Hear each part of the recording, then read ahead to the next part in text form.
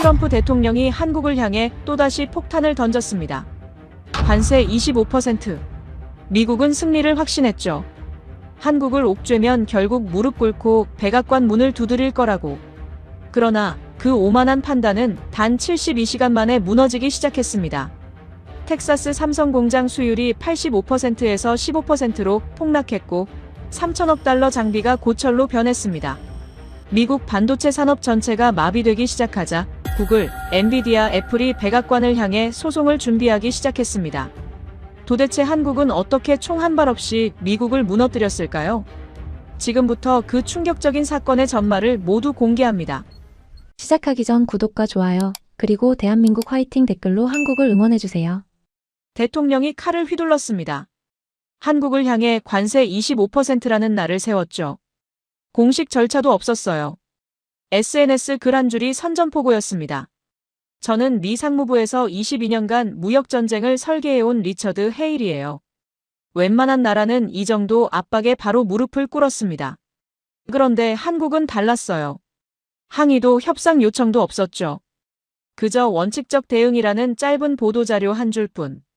저는 그게 공포의 침묵인 줄 알았어요. 거대한 역습의 신호인 줄은 꿈에도 몰랐습니다. 그날 새벽 버지니아 자택 침대에서 휴대폰 알림에 잠이 깼어요. 트럼프 대통령의 SNS였죠. 한국, 관세 25%. 합의 이행 안 하면 끝이다. 저는 그 문장을 보며 이불 속에서 피식 웃음이 났습니다. 드디어 시작됐구나 싶었거든요. 거칠고 직설적인 게 트럼프 스타일이에요. 협상 테이블에서 이기려면 상대를 먼저 겁줘야 한다는 게 그분 철학이었고 저는 그 방식이 언제나 통한다는 걸 22년간 숫자로 증명해왔습니다. 머릿속에 그림이 그려지더라고요. 일주일 안에 한국 정부 고위 관계자가 백악관을 찾아오겠죠. 손에는 3,500억 달러짜리 투자 계획서를 들고 있을 거예요. 고개를 살짝 숙이면서 양국 관계의 미래를 위해라는 외교적 수사를 읊겠죠. 미국 시장 앞에서 버틸 수 있는 나라는 이 세상에 없었으니까요. 일본이 그랬고 대만이 그랬고 유럽연합조차 결국엔 손을 들었습니다. 워싱턴 상무부 오퍼레이션 센터에 도착하니 대형 스크린에 아시아 증시 그래프가 붉게 타오르고 있었어요. 한국 코스피가 3% 넘게 빠졌더라고요. 동료들 표정이 긴장되어 있었지만 저는 여유롭게 커피를 내렸습니다. 이 정도 시장 충격은 예상된 수준이었거든요. 오히려 좋은 징조라고 생각했어요. 한국 재계가 겁을 먹고 있다는 뜻이니까 곧 로비스트들이 워싱턴 곳곳을 뛰어다니겠죠. 청와대도 가만히 있지 못할 거예요. 실무진 회의에서 저는 자신 있게 말했습니다. 한국의 반응을 면밀히 추적하되 너무 조급해하지 말라고요. 어차피 결과는 정해져 있으니까요. 숫자가 모든 걸 말해주고 있었거든요. 한국의 대미 수출 의존도, 삼성과 SK의 미국 내 공장 투자액, 현대차의 북미 시장 점유율. 이 숫자들을 조합하면 답은 하나였어요. 한국은 미국 없이 못 삽니다. 그러니까 결국 무릎을 꿇을 수밖에 없죠. 그런데 오후가 되자 뭔가 이상한 기류가 감지됐어요. 보통 이런 상황이면 상대국 외교부에서 긴급 성명이 쏟아져 나옵니다. 유감 표명, 대화 촉구, 우호 관계 강조. 이런 단어들이 담긴 장문의 성명서가 나오기 마련이에요. 그런 다음 비공식 채널로 협상할 용의가 있다는 시그널을 보내죠. 저는 그 패턴을 수백 번 봐왔습니다. 그런데 한국은 고작 3줄짜리 보도자료를 내놓고 끝이었어요. 미국의 일방적 관세 부과에 유감을 표명한다. 한국 정부는 원칙에 따라 대응할 것이다. 추가 논평은 없다. 저는 처음에 뭔가 빠진 줄 알았어요. 번역이 잘못됐나 싶어서 원문을 찾아봤는데 진짜 이게 전부였습니다. 분노도 없고 애원도 없고 협상 의지 표명도 없었어요. 저는 속으로 비웃었습니다. 충격을 받아서 말문이 막힌 거라고 생각했거든요. 곧 정신을 차리고 제대로 된 반응을 내놓을 거라고 봤어요. 청와대 국가안보실이 밤새 회의를 돌리고 있을 테고 삼성과 현대 총수들이 긴급 소집됐을 거예요. 늦어도 48시간 안에 워싱턴으로 특사가 날아올 거라고 확신했습니다. 그런데 이틀이 지나도 한국은 조용했어요. 특사는커녕 실무진 접촉 요청조차 없었습니다. 한국 언론을 모니터링해봤더니 정부 비판 기사가 쏟아지고 있긴 했는데 정작 정부는 원칙적 대응이라는 말만 앵무새처럼 반복하고 있더라고요. 저는 슬슬 짜증이 나기 시작했어요. 한국 놈들이 뭔 배짱인지 모르겠더라고요. 겉으로는 침착한 척했지만 속으로는 허둥대고 있을 거라고 생각했습니다. 체면 때문에 먼저 손 내밀기 싫은 거겠죠. 아시아 국가들 특유의 자존심 문제라고 해석했어요. 그때 텍사스 오스틴에서 보고가 하나 올라왔습니다. 삼성 반도체 공장에서 한국인 엔지니어들의 움직임이 심상치 않다는 내용이었어요. 비자 갱신을 포기하는 인원이 생기고 있고 본사 발령을 신청하는 엔지니어들이 늘어나고 있다더군요. 저는 코웃음을 쳤습니다. 역시 겁을 먹은 거예요. 관세 폭탄 맞으면 구조조정이 불가피할 테니까 쥐들이 미리 배에서 뛰어내리기 시작한 거죠. 조지아 현대차 공장에서도 비슷한 움직임이 포착됐어요. 한국 본사에서 파견 나온 기술자들이 가족 사정을 이유로 귀국 일정을 앞당기고 있다는 보고였습니다. 저는 대수롭지 않게 넘겼어요. 오히려 좋은 징조라고 생각했습니다. 한국 기업들이 내부적으로 공황 상태에 빠졌다는 증거니까요. 이 정도면 곧 백기를 들겠죠. 그때 저는 완전히 잘못 읽고 있었습니다. 한국인들이 조용히 짐을 싸서 떠나는 게 도주가 아니었어요. 겁먹고 도망치는 게 아니라 치밀하게 계획된 철수였습니다. 저는 그들의 침묵이 공포라고 확신했어요. 하지만 그건 완전히 다른 종류의 신호였죠. 거대한 기계의 톱니바퀴가 이미 역방향으로 돌기 시작했다는 걸 저는 까맣게 모르고 있었습니다. 한국 측 고위 협상단이 워싱턴에 도착한다는 소식을 들었을 때 저는 속으로 쾌재를 불렀습니다. 드디어 왔구나. 예상대로였어요. 아무리 침묵으로 버티려 해도 결국엔 현실 앞에 무릎을 꿇을 수밖에 없는 거죠. 저는 회의 준비를 지시하면서 넥타이를 새로 골랐어요. 오늘은 뭔가 격식 있는 자리가 될 것 같았거든요. 한국이 항복 문서를 들고 오는 날이니까요. 상무부 회의실로 향하는 복도를 걸으면서 저는 여유로운 기분이었습니다. 창밖으로 워싱턴의 하늘이 맑게 개어 있었어요. 좋은 징조라고 생각했죠. 회의실 문을 열기 전에 잠깐 멈춰서 숨을 고르고 가장 자신감 넘치는 표정을 지었습니다. 22년 경력의 협상가로서 첫인상이 얼마나 중요한지 잘 알고 있었거든요. 문을 열고 들어서는 순간 뭔가 이상하다는 느낌이 스쳤어요. 한국 대표단은 이미 자리에 앉아 있었습니다. 5명이었어요. 정부 관계자 2명과 기업 임원으로 보이는 사람 3명. 그런데 그들의 표정이 제 예상과 완전히 달랐습니다. 긴장하거나 위축된 기색이 전혀 없었어요. 오히려 무표정에 가까웠죠. 마치 은행에서 대출 서류를 처리하러 온 사람들처럼 감정이라곤 찾아볼 수가 없었습니다. 저는 일부러 천천히 걸어가서 상석에 앉았어요. 테이블 건너편에 앉은 한국인들을 훑어봤습니다. 가운데 앉은 남자가 눈에 들어왔어요. 날카로운 인상에 은퇴 안경을 쓴 중년 남성이었죠. 명함을 확인하니 삼성전자 박철민 전무라고 적혀 있었습니다. 그 옆에는 현대차와 SK 임원들이 나란히 앉아 있었어요. 저는 먼저 말문을 열었습니다. 환영한다고요. 이렇게 빨리 대화의 장이 마련되어 기쁘다고 했어요. 양국 관계의 미래를 위해 건설적인 논의가 이루어지길 바란다는 외교적 수사도 덧붙였죠. 속으로는 비웃고 있었습니다. 어차피 결론은 정해져 있으니까요. 한국이 얼마를 투자하겠다고 약속하느냐, 그게 오늘의 유일한 관전 포인트였어요. 그런데 박철민 전무가 제 인사말이 끝나기 무섭게 서류 한 장을 테이블 위로 밀어 넣었습니다. 아무런 전제도 인사말도 없었어요.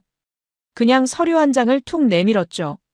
저는 순간 당황했지만 내색하지 않고 서류를 집어들었습니다. 투자 계획서일 거라고 생각했거든요. 3,500억 달러 패키지에 세부 내역이 적혀 있겠지 하고 예상하면서 첫 줄을 읽었어요. 심장이 멈추는 것 같았습니다. 서류 제목이 눈에 들어왔어요. 미국향 현물 출하 우선순위 조정 통보서. 투자 계획서가 아니었습니다. 협상안도 아니었어요. 통보서였습니다. 일방적인 통보. 하단에는 붉은 글씨로 한 줄이 더 적혀 있었어요. HBM 및 차세대 전력 반도체 전량 포함. 저는 고개를 들어 박철민을 바라봤습니다. 그의 표정은 여전히 무표정 그 자체였어요. 마치 날씨 얘기를 하듯 담담한 목소리로 입을 열었습니다. 국장님, 저희는 협상하러 온 게 아닙니다. 저는 서류를 들고 있던 손이 미세하게 떨리는 걸 느꼈어요. 무슨 소리인지 이해가 안 됐습니다. 협상하러 온 게 아니라니요? 그럼 뭐하러 태평양을 건너온 거죠?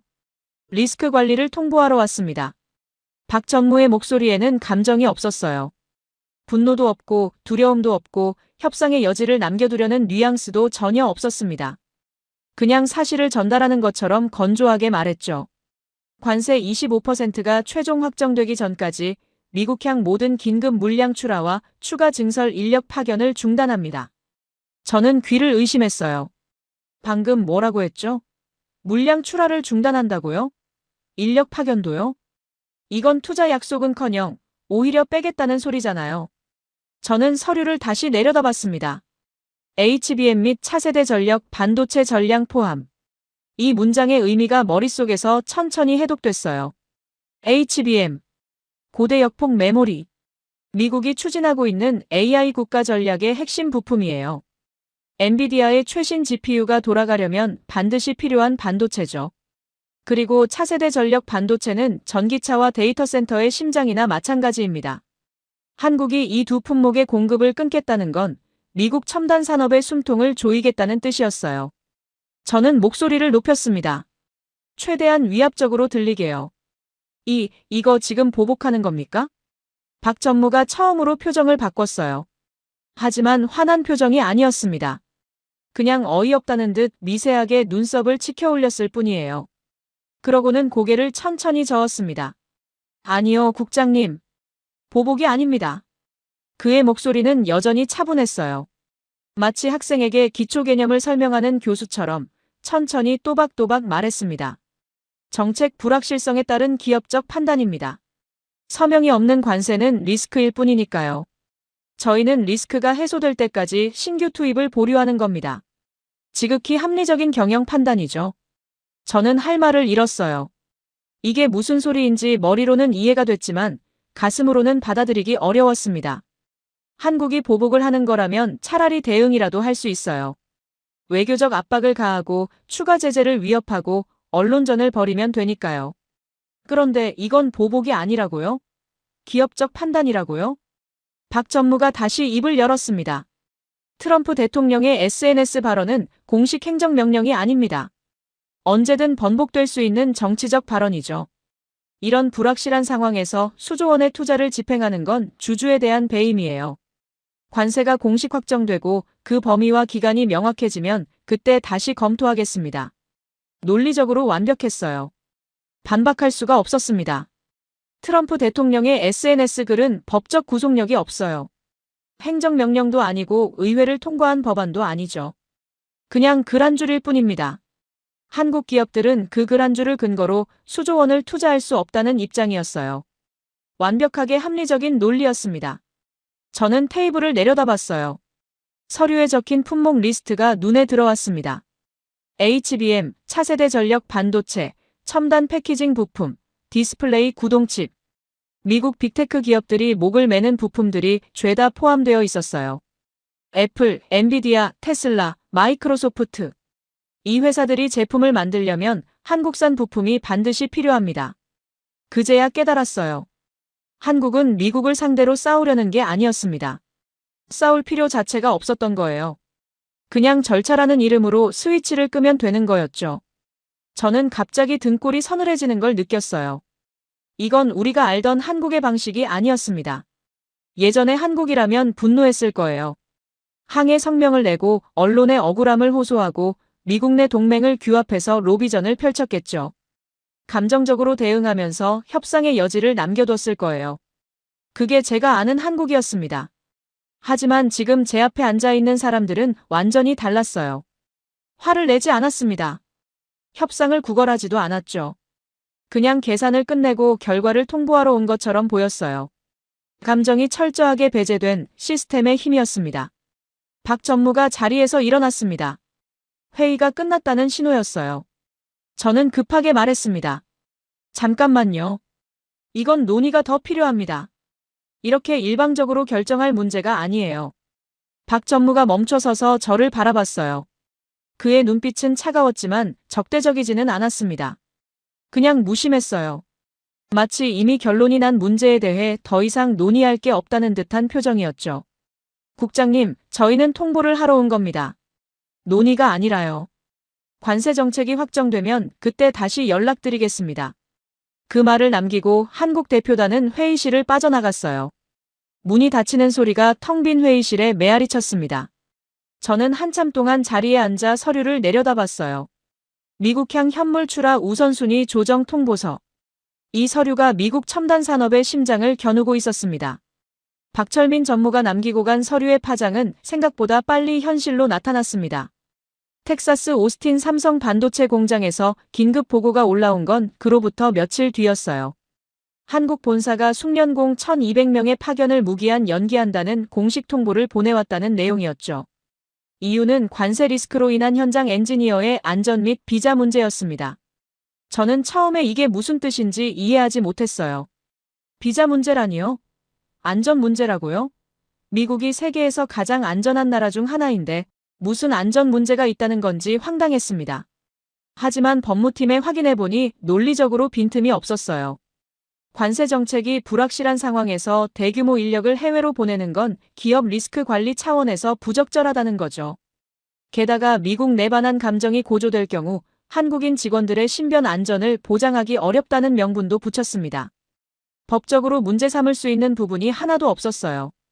완벽하게 계산된 철수였습니다. 문제는 그 숙련공들이 없으면 공장이 제대로 돌아가지 않는다는 거였어요. 반도체 공정이라는 게 단순히 기계 버튼만 누르면 되는 게 아니거든요. 수천 개의 공정 단계마다 미세한 조정이 필요합니다. 온도를 0.1도 올릴지 내릴지, 가스 주입량을 0.01% 늘릴지 줄일지 이런 판단들이 수율을 결정해요. 매뉴얼에는 적혀있지 않은 경험에서 우러나오는 감각의 영역이죠. 한국 엔지니어들은 그 감각을 몸에 익히고 있었습니다.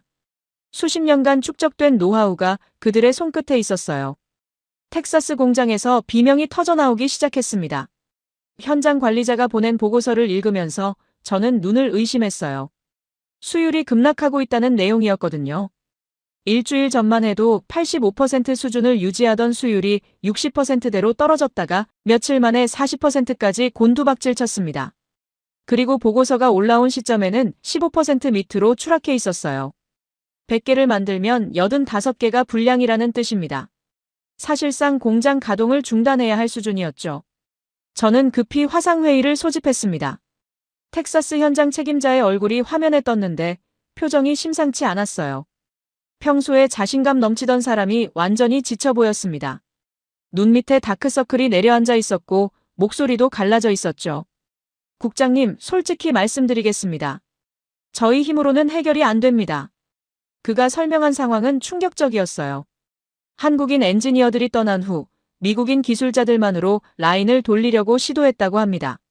매뉴얼대로 모든 절차를 따랐어요. 설정값도 한국 본사에서 받은 그대로 입력했죠. 그런데 기계가 말을 듣지 않았습니다. EUV 노광 장비가 문제입니다. 매뉴얼대로 버튼을 눌러도 원인 불명의 진동이 발생하면서 멈춰버려요. 장비 제조사인 ASML에 문의했더니 하드웨어 문제는 아니라고 하더군요. 소프트웨어 세팅 문제도 아니래요. 그런데 왜 안 되는지 아무도 모릅니다. 저는 이해가 안 됐어요. 기계는 기계잖아요. 같은 설정값을 입력하면 같은 결과가 나와야 하는 거 아닙니까? 그런데 왜 한국인이 버튼을 누르면 되고 미국인이 누르면 안 되는 건지 도무지 납득이 안 됐습니다. 현장 책임자가 한숨을 쉬며 말했어요. 저도 처음에는 그렇게 생각했습니다. 그런데 이 장비들은 단순한 기계가 아니에요. 미세 공정에서는 환경 변수가 수백 가지입니다. 습도, 온도, 진동, 심지어 작업자의 걸음걸이까지 영향을 미쳐요. 한국 엔지니어들은 그 변수들을 몸으로 읽어내는 감각이 있었습니다. 매뉴얼에 적을 수 없는 종류의 지식이죠. 그 말을 듣는 순간 등골이 서늘해졌어요. 저는 그동안 기술이란 건 결국 돈으로 살 수 있다고 믿어왔거든요. 충분한 자본을 투입하면 최고의 장비를 살 수 있고 최고의 장비가 있으면 최고의 제품을 만들 수 있다고 생각했습니다. 미국이 반도체 리쇼어링에 3천억 달러를 쏟아부은 것도 그 믿음에 기반한 거였어요. 돈이면 뭐든 해결된다는 미국식 사고방식이죠. 하지만 현실은 달랐습니다.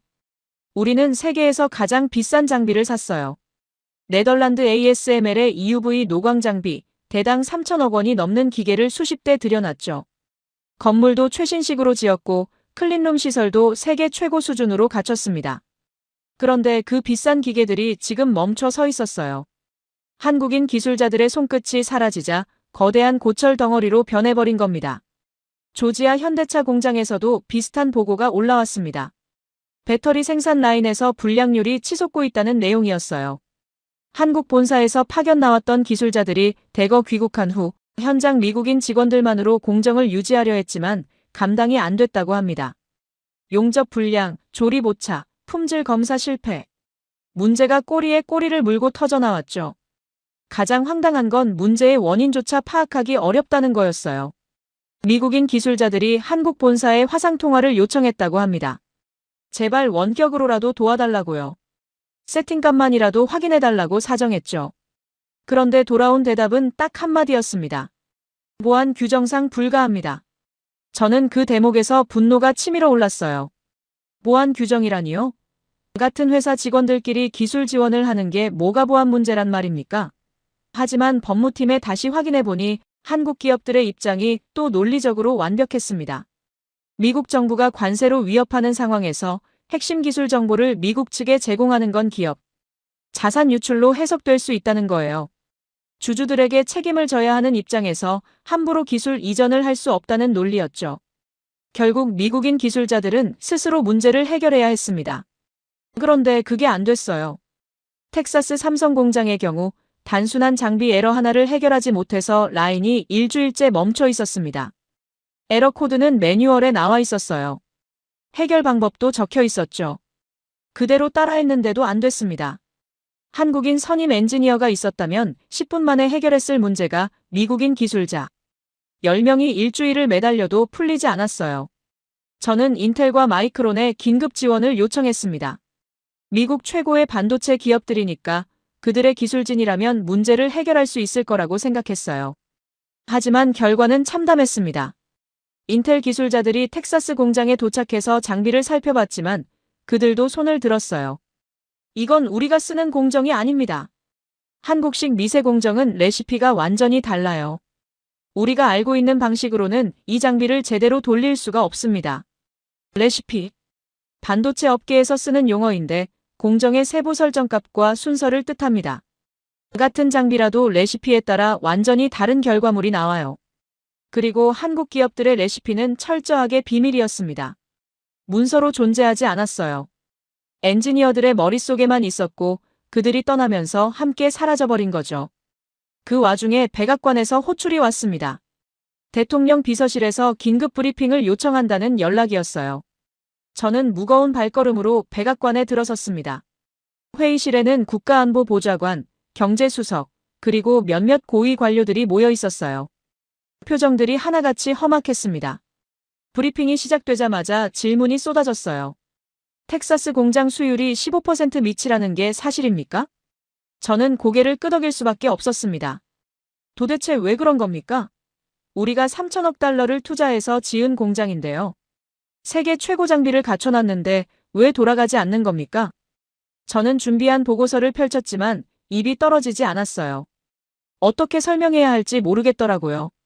기계는 우리 것인데 왜 우리가 못 돌리는지 그 질문에 대한 답을 저도 모르겠다고 말할 수는 없었습니다. 국가안보보좌관이 테이블을 탁 쳤어요. 헤일 국장, 내가 간단하게 물어보겠습니다. 한국 기술자들 없이 저 공장을 정상 가동할 수 있습니까? 있어요, 없어요?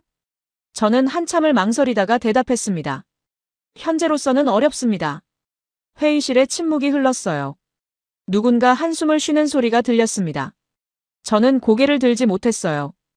22년간 숫자로 모든 걸 설명해왔던 사람이 처음으로 숫자로 설명할 수 없는 현실 앞에서 무력해진 순간이었습니다. 백악관을 나서면서 저는 텍사스 공장의 사진을 다시 꺼내봤어요. 반짝이는 최신식 건물, 세계 최고가의 장비들, 미국 반도체 부흥의 상징이 될 거라던 그 공장이 지금은 거대한 고철 처리장으로 변해가고 있었습니다. 공장은 지었지만 영혼이 없었어요. 기술은 자본으로 살 수 있는 게 아니었습니다. 사람의 손끝에 있었던 거예요. 그날 밤 저는 잠을 이루지 못했습니다. 텍사스 공장 사태가 터진 직후 일본에서 뉴스가 날아왔습니다. 일본 정부가 트럼프 대통령의 관세 요구에 전격 합의했다는 내용이었어요. 저는 속으로 쾌재를 불렀습니다. 역시 일본이 먼저 무릎을 꿇었군요. 이게 정상적인 반응이에요. 미국이 압박하면 굴복하는 게 동맹국의 도리 아니겠습니까? 저는 한국도 곧 같은 길을 걸을 거라고 확신했습니다. 일본의 합의 내용을 자세히 살펴봤어요. 토요타, 혼다, 소니를 비롯한 일본 대기업들이 미국에 수백억 달러를 투자하겠다고 약속했더군요. 자동차 공장 증설, 반도체 시설 확충, 배터리 생산 라인 신설. 화려한 숫자들이 줄줄이 나열되어 있었습니다. 일본 총리가 직접 백악관을 방문해서 트럼프 대통령과 악수하는 사진도 공개됐어요. 저는 그 사진을 보면서 흐뭇해졌습니다. 이게 올바른 그림이에요. 미국이 요구하면 동맹국이 응하는 거죠. 일본이 본보기를 보여줬으니 한국도 조만간 따라올 수밖에 없을 겁니다. 텍사스 공장 문제도 그때 가서 해결되겠죠. 저는 한결 가벼운 마음으로 커피를 마셨습니다. 바로 그때 제 비서가 책상 위에 2장의 사진을 나란히 놓았습니다. 첫 번째 사진은 일본 총리가 백악관에서 트럼프 대통령에게 투자 계획서를 건네는 장면이었어요. 총리의 표정이 굳어 있었습니다. 억지 미소를 짓고 있었지만 눈빛에서 굴욕감이 느껴졌죠. 상납금 영수증을 바치는 신하의 모습 같았어요. 두 번째 사진은 현대차 그룹 부회장이 사우디아라비아 왕세자와 나란히 서 있는 장면이었어요.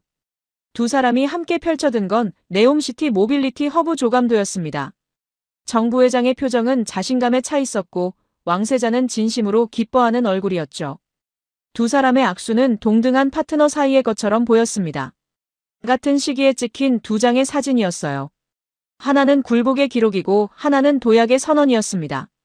저는 두 번째 사진을 한참 들여다봤습니다. 한국이 뭘 하고 있는 건지 파악하려고요.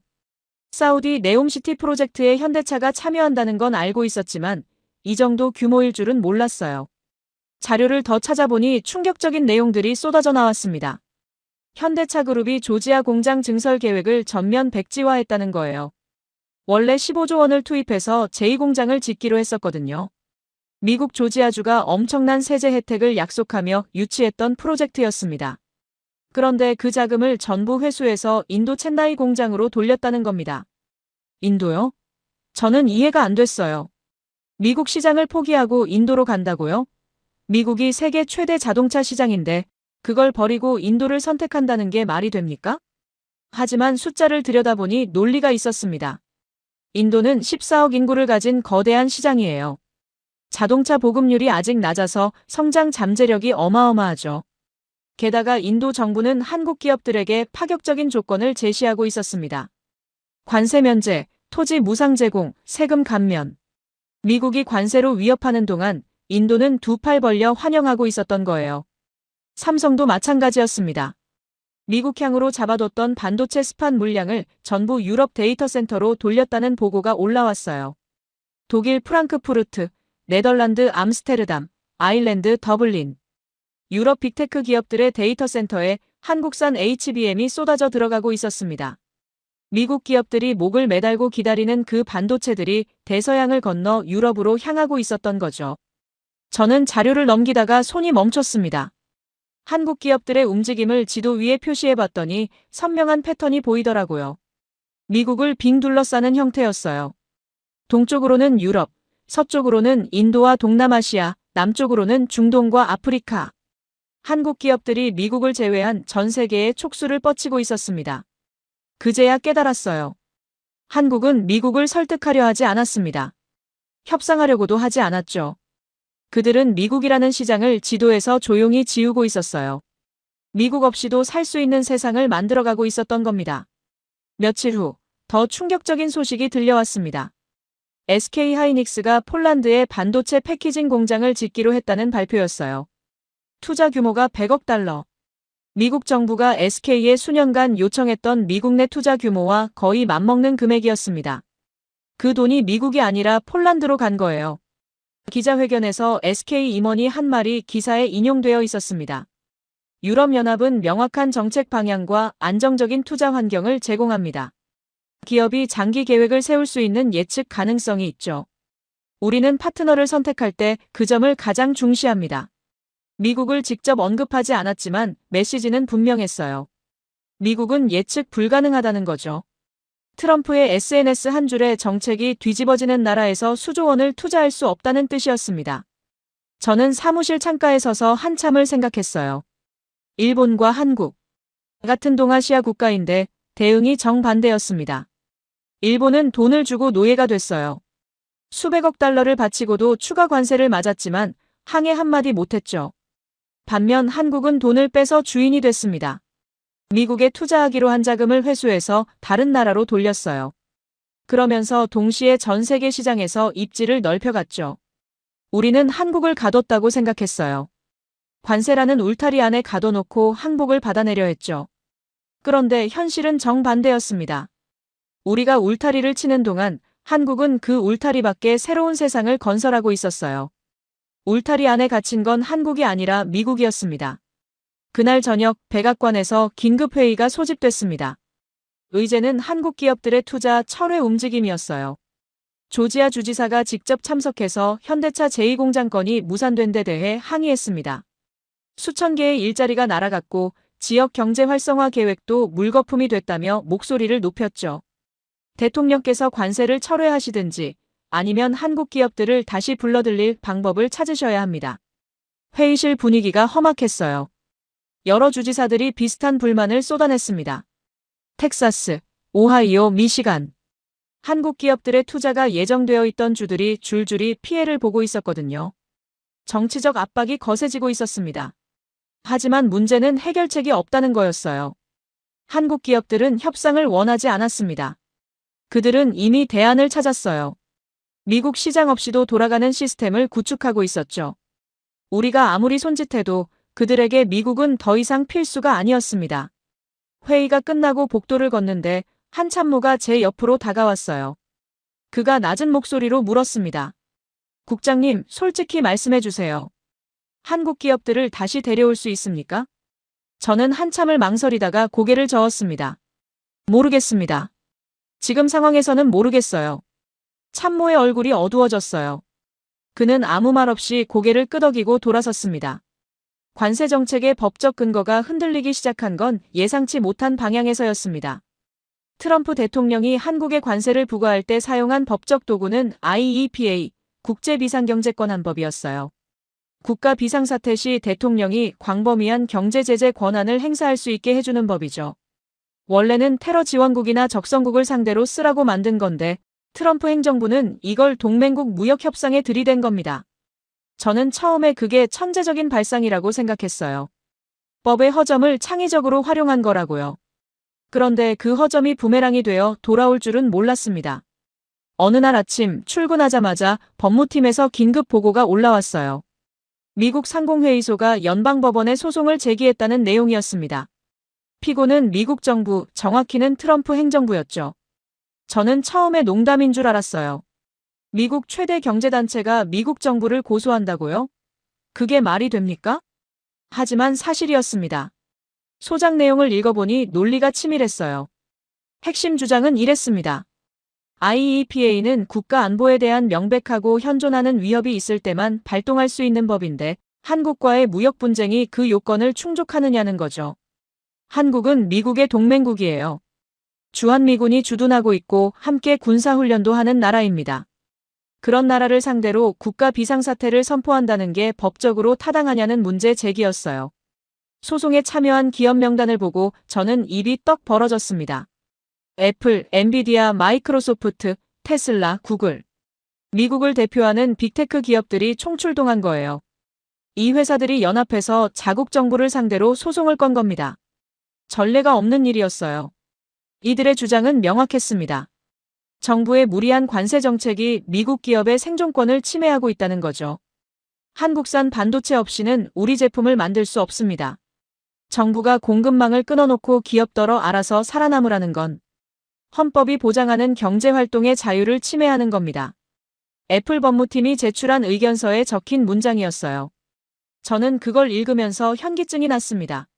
미국 기업들이 미국 정부를 상대로 한국 편을 들고 있었어요. 우리가 만든 정책이 우리 기업들에게 총구를 겨누고 있었던 겁니다. 그런데 더 기가 막힌 건 한국의 반응이었습니다. 한국 정부는 이 소송에 일절 개입하지 않았어요. 성명도 논평도 지지 표명도 없었습니다. 완벽하게 침묵했죠. 저는 처음에 한국이 이 기회를 놓치고 있다고 생각했어요. 미국 기업들이 한국 편을 들어주는 절호의 찬스인데 왜 가만히 있는 거지? 외교적으로 활용할 수 있는 카드잖아요. 하지만 며칠 후 한국의 진짜 전략이 드러났습니다. 미국 빅테크 기업들에게 일제히 공문이 날아간 거예요. 발신자는 한국 대형 로펌들이었습니다. 김앤장, 세종, 광장. 한국 최고의 법무법인들이 미국 기업들에게 법률 자문을 제공하고 있었어요. 공문의 제목은 공급 지연에 대한 불가항력 통지 관련 법률 검토였습니다. 내용을 입수해서 읽어봤는데 소름이 돋았어요. 한국 로펌들은 미국 기업들에게 아주 친절하게 설명해주고 있었습니다. 현재 미국 정부의 관세 정책으로 인해 한국 기업들이 반도체 공급을 정상적으로 이행하기 어려운 상황이라고요. 이건 계약 불이행이 아니라 불가항력, 영어로 포스 마저라고 하죠. 미국 정부의 예측 불가능한 정책 변화가 원인이므로 한국 기업들에게 법적 책임을 물을 수 없다는 논리였어요.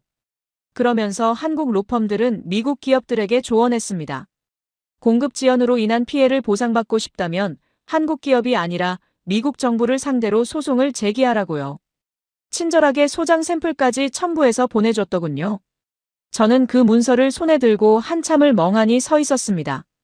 한국은 총 한 방 쏘지 않았어요. 미국을 직접 공격하지 않았습니다. 대신 미국 기업들이 미국 정부를 공격하도록 법적 무기를 쥐어준 거예요. 우리가 키운 기업들이 우리가 만든 법을 이용해서 우리 정부의 목을 조르고 있었습니다. 박철민 전무는 전화 한 통 없이 워싱턴의 의사결정 시스템을 마비시켰어요. 상황은 급속도로 악화됐습니다. 애플은 신제품 출시를 무기한 연기한다고 발표했어요. 아이폰 신모델에 들어갈 메모리 칩 수급이 안 된다는 이유였죠. 주가가 하루 만에 8% 폭락했습니다. 엔비디아도 마찬가지였어요. 차세대 AI 가속기 출시 일정을 6개월 미룬다고 했습니다. HBM 공급이 끊겼기 때문이에요. 테슬라는 전기차 생산량을 30% 줄인다고 발표했죠. 배터리 부품 조달에 차질이 생겼다는 거였어요. 뉴욕 증시가 출렁거리기 시작했습니다. 기술주 중심의 나스닥 지수가 연일 하락했어요. 투자자들이 패닉에 빠졌습니다. 미국 경제의 심장이라 할 수 있는 빅테크 기업들이 동시에 비틀거리고 있었으니까요. 그리고 그 분노가 저를 향했습니다. 어느 날 오후 상무부 복도를 걷고 있는데 누군가 제 어깨를 확 잡아 돌렸어요. 돌아보니 낯익은 얼굴이었습니다. 미국 굴지의 테크 기업 CEO였죠. 이름은 밝히지 않겠습니다. 그의 얼굴은 분노로 일그러져 있었어요. 헤일, 내 칩 어디 있어? 그가 제 멱살을 잡았습니다. 상무부 복도 한가운데서요. 주변에 있던 직원들이 기겁하며 쳐다봤지만 그는 아랑곳하지 않았어요. 우리 회사 주가가 지난 한 달간 25% 빠졌어. 시가총액 수천억 달러가 증발했다고. 그런데 당신네 정부는 지금 뭘 하고 있는 거야? 한국 놈들 코 납작하게 해주겠다며? 저는 할 말이 없었습니다.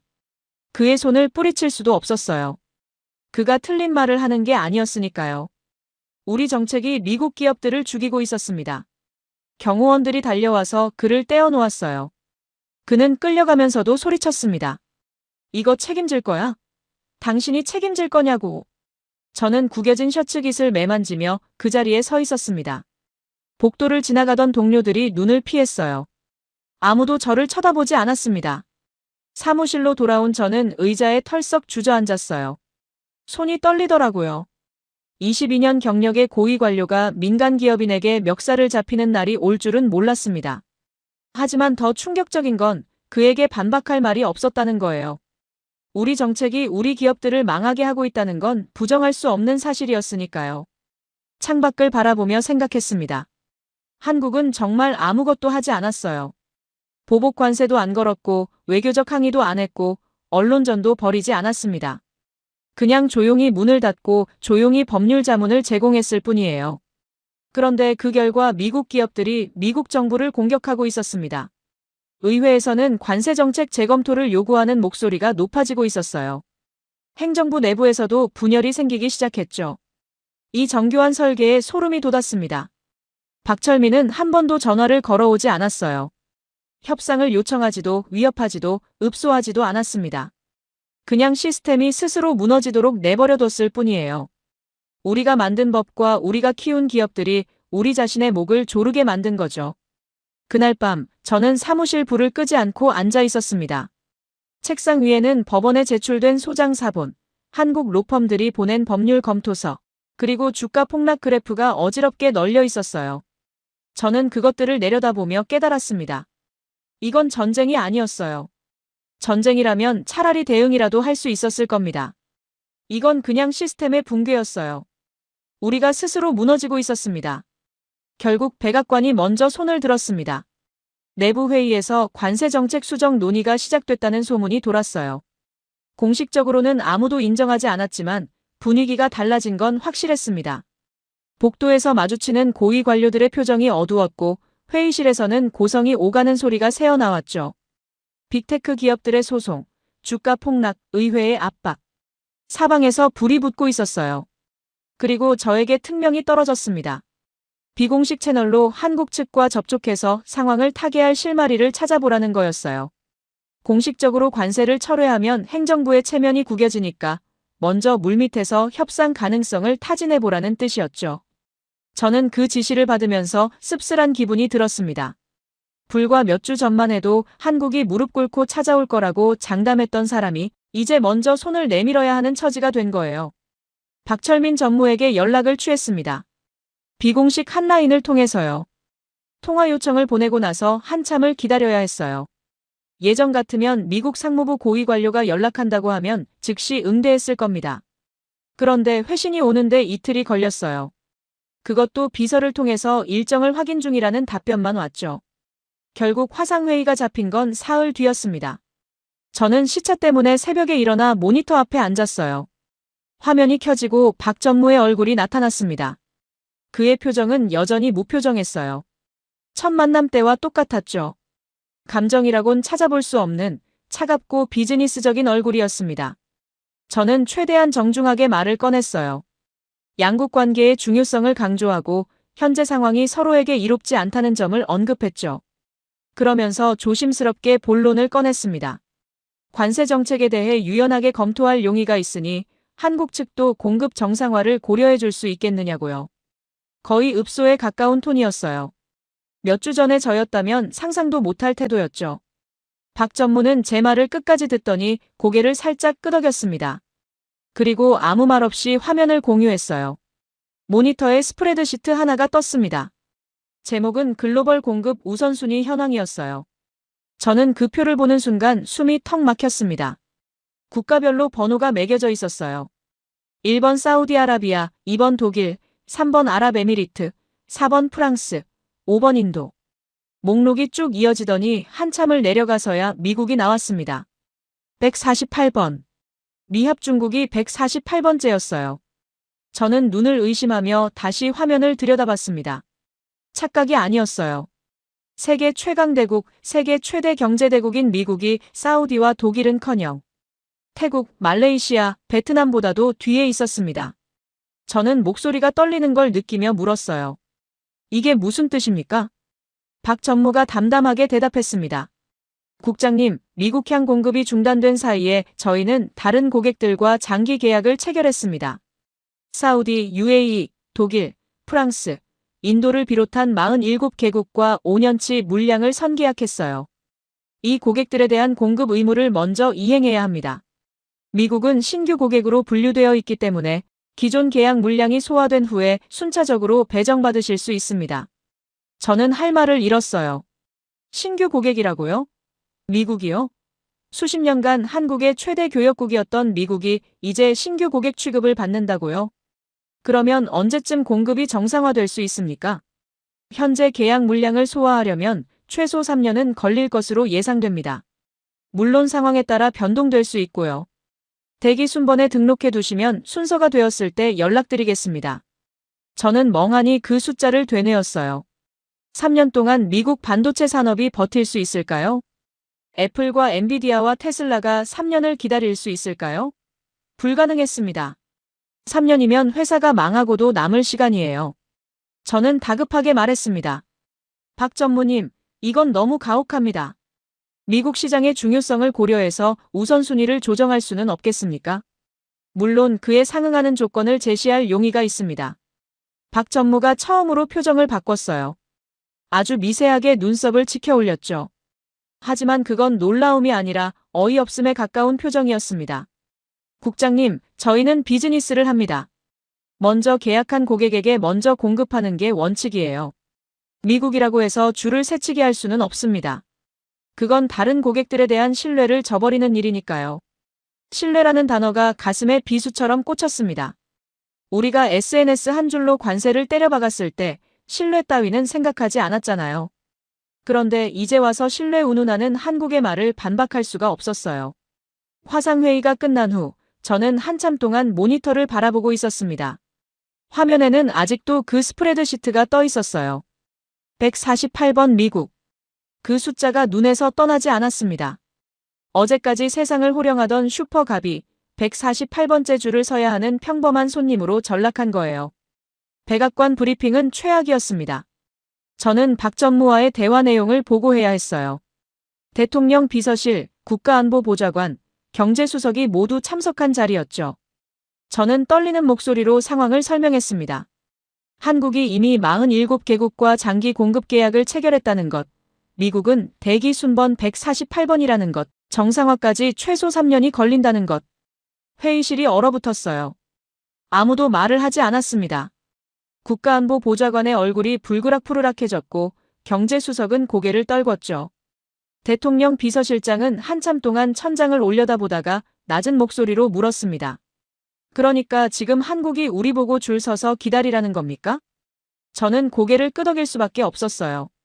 정확히 그런 의미입니다. 회의실에 또다시 침묵이 흘렀습니다. 누군가 한숨을 쉬는 소리가 들렸어요. 저는 고개를 들지 못했습니다. 그 후로 상황은 더욱 악화됐어요. 한국산 반도체 품귀 현상이 심해지면서 암시장이 형성되기 시작했습니다. 미국 기업들이 한국산 HBM을 구하기 위해 정상 가격의 2배, 3배를 주고 거래한다는 소문이 돌았어요. 제가 확인한 바로는 어떤 거래는 정상가의 5배까지 치솟았다고 합니다. 그마저도 물량이 없어서 구하지 못하는 경우가 허다했죠. 더 치욕적인 건 품질 문제였어요. 텍사스 삼성 공장이 겨우 가동을 재개해서 반도체를 만들어냈는데 품질이 형편없었습니다. 불량률이 너무 높아서 대부분의 제조사들이 사용을 거부했어요. 결국 미국산 반도체는 메이드 인 USA라는 라벨이 불량품의 상징이 되어버렸죠. 우리가 그들을 인질로 잡았다고 믿었던 시간이 얼마나 오만했는지 뼈저리게 느꼈습니다. 관세라는 무기를 휘두르면 상대가 굴복할 거라고 확신했어요. 그런데 현실은 정반대였죠. 우리가 휘두른 칼은 이제 종이 조각에 불과했고 상대는 그 칼을 비웃으며 문을 닫아버렸습니다. 갑과 을이 바뀐 거예요. 완전히 철저하게 되돌릴 수 없을 만큼. 세계 금융의 흐름이 바뀌기 시작한 건 어느 날 아침이었습니다. 출근길에 라디오를 듣는데 앵커의 목소리가 심상치 않았어요. 골드만삭스가 글로벌 투자 포트폴리오를 대대적으로 조정한다는 속보였습니다. 저는 처음에 대수롭지 않게 들었어요. 투자은행들이 포트폴리오를 조정하는 건 흔한 일이니까요.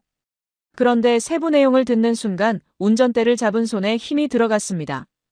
골드만삭스가 미국 기술주 비중을 대폭 줄이고 그 자금을 한국 증시로 이동시킨다는 거였어요. 규모가 어마어마했습니다. 수백억 달러에 달하는 자금이 뉴욕에서 서울로 흘러가고 있었죠. JP모건도 비슷한 움직임을 보이고 있다는 후속 보도가 이어졌습니다.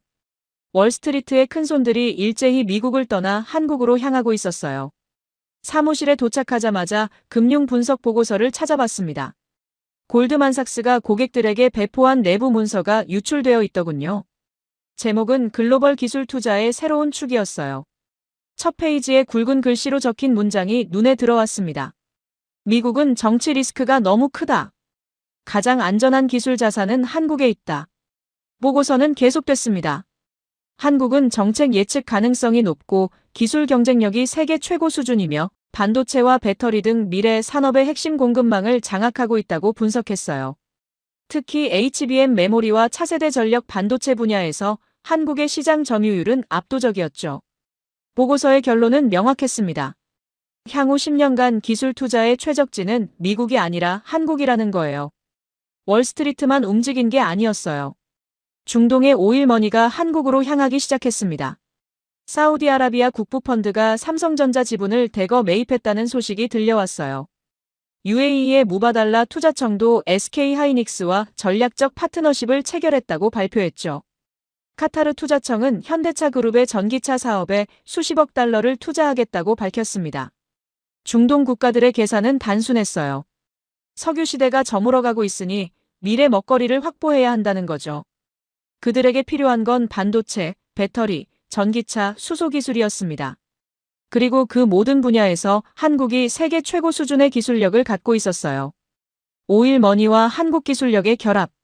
새로운 경제 블록이 형성되고 있었습니다. 저는 뉴스를 보면서 점점 불안해졌어요. 자본의 흐름이라는 게 한번 방향을 틀면 쉽게 되돌리기 어렵거든요. 투자자들은 본능적으로 안전한 곳을 찾아 움직입니다.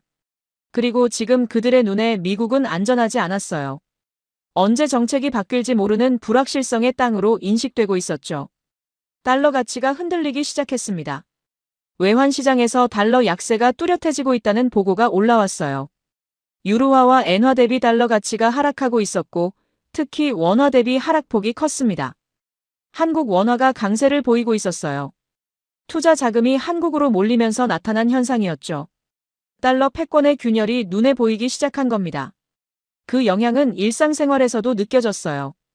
어느 날 점심시간에 상무부 건물 1층 카페테리아에서 커피를 사려는데 가격표가 바뀌어 있었습니다. 일주일 전만 해도 3달러 50센트였던 아메리카노가 4달러 20센트로 올라 있었어요. 20% 가까이 인상된 거죠.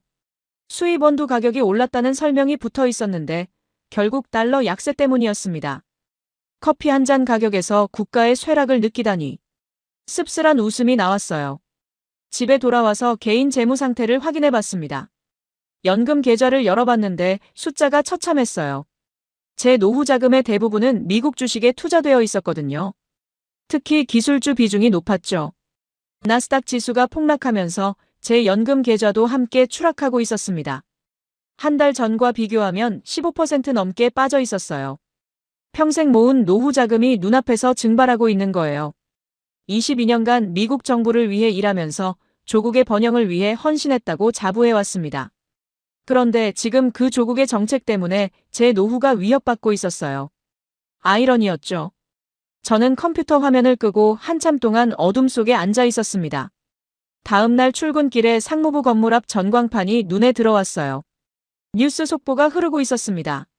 한국 삼성전자가 분기 사상 최대 실적을 발표했다는 내용이었어요. HBM 반도체 수요 폭증으로 영업이익이 전년 대비 300% 증가했다고 합니다. SK하이닉스도 비슷한 성적을 거뒀고 현대차 그룹은 전기차 판매량이 역대 최고치를 기록했다고 발표했죠. 한국 증시는 연일 상승세를 타고 있었습니다. 전광판 화면이 바뀌더니 다른 뉴스가 나왔어요. 미국 경제 성장률이 마이너스로 돌아섰다는 속보였습니다. 관세 전쟁의 여파로 수출이 급감하고 공급망 혼란으로 제조업이 위축되면서 GDP가 역성장했다는 거예요. 월스트리트 전문가들은 경기 침체 가능성을 경고하고 있었습니다. 같은 전광판에서 두 개의 뉴스가 교차했어요. 한국의 사상 최대 실적과 미국의 마이너스 성장률. 그 대비가 너무 선명해서 가슴이 먹먹해졌습니다. 저는 한참 동안 그 자리에 서서 전광판을 바라봤어요. 지나가는 사람들은 아무도 관심을 두지 않았지만 저에게는 그게 시대의 전환점처럼 느껴졌습니다. 사무실에 들어가서 글로벌 경제 지도를 펼쳐봤어요. 한국을 중심으로 새로운 네트워크가 형성되어 있었습니다. 동쪽으로는 일본과 대만, 서쪽으로는 유럽, 남쪽으로는 동남아시아와 인도, 그리고 중동의 오일머니까지. 한국이 그 모든 것을 연결하는 허브 역할을 하고 있었어요.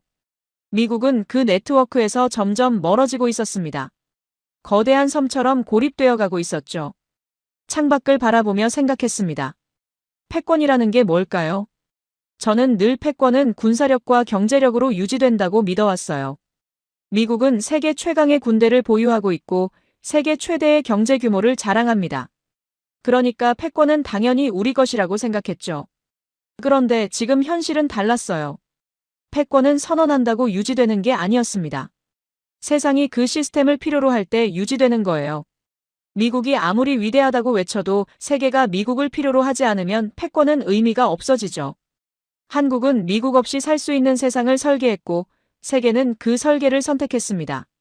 저는 사표를 제출하기 전에 마지막 브리핑을 준비해야 했어요. 한국 관련 정책의 전면 재검토 보고서였죠. 결론은 이미 정해져 있었습니다. 관세 철폐, 규제 완화, 그리고 특별 파트너십 제한. 몇 달 전만 해도 상상조차 할 수 없었던 내용들이 보고서에 담겨 있었어요. 미국이 한국에게 손을 내미는 형국이었죠. 백악관 브리핑은 조용히 진행됐습니다. 참석자들 표정이 하나같이 무거웠어요. 누구도 큰 소리를 내지 않았습니다. 저는 준비한 내용을 담담하게 읽어내려갔어요. 한국에 대한 모든 관세 조치를 철폐하고 반도체 및 배터리 분야에서 전략적 파트너십을 제안한다는 내용이었죠. 발표가 끝나자 잠시 침묵이 흘렀고 대통령 비서실장이 고개를 끄덕였습니다. 승인이었어요. 회의실을 나서면서 묘한 기분이 들었습니다. 승리도 패배도 아닌 그냥 텅 빈 느낌이었어요. 복도를 걷는 제 발소리가 유난히 크게 들렸습니다. 한국 측에 공식 제안을 전달한 건 그로부터 며칠 뒤였어요. 저는 이미 사표가 수리된 상태였지만 마지막 임무로 이 일을 맡았습니다. 박철민 전무에게 연락을 취해 화상회의를 요청했죠. 이번에는 응답이 빨랐어요. 아이러니하게도 미국이 먼저 굽히고 들어가니까 일정이 금방 잡히더군요. 화면에 박 전무의 얼굴이 나타났을 때 저는 준비한 말을 꺼냈습니다. 미국 정부가 한국에 대한 모든 관세 조치를 철폐하기로 결정했다고요. 그리고 양국 간 특별 전략 파트너십을 제안한다고 했어요. 반도체, 배터리, 첨단 기술 분야에서 긴밀히 협력하고 싶다는 뜻을 전했죠. 목소리가 떨리지 않도록 애썼지만 속으로는 굴욕감이 밀려왔습니다.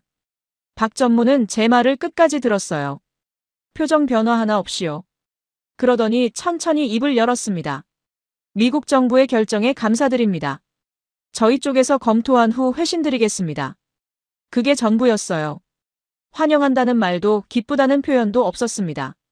그냥 검토하겠다는 사무적인 답변뿐이었죠.